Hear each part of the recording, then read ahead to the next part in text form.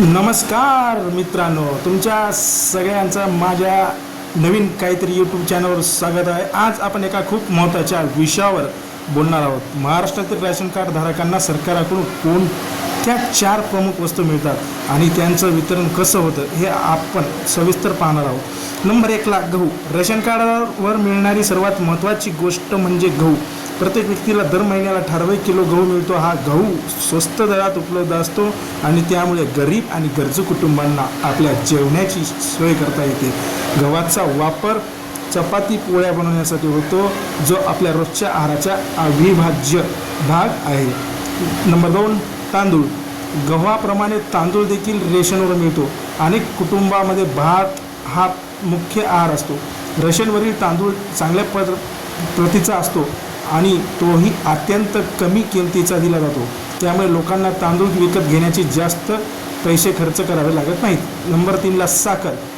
गहू आणि तांदळा व्यतिरिक्त रेशन कार्डवर साखर देखील मिळते।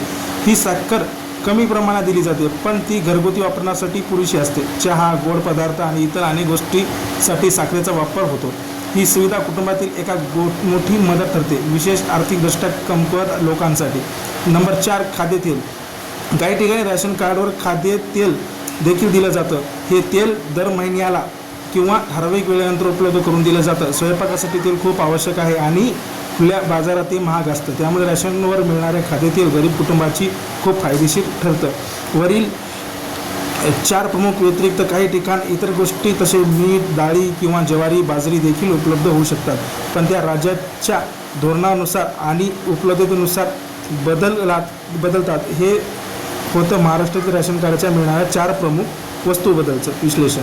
जर तुम्हाला हा व्हिडिओ आवडला असेल तर लाईक करा आणि तुमच्या मित्रांसोबत शेअर करा आणि हो, अशाच माहितीपूर्ण व्हिडिओसाठी माझ्या चॅनलला सबस्क्राईब करायला विसरू नका। तुम्ही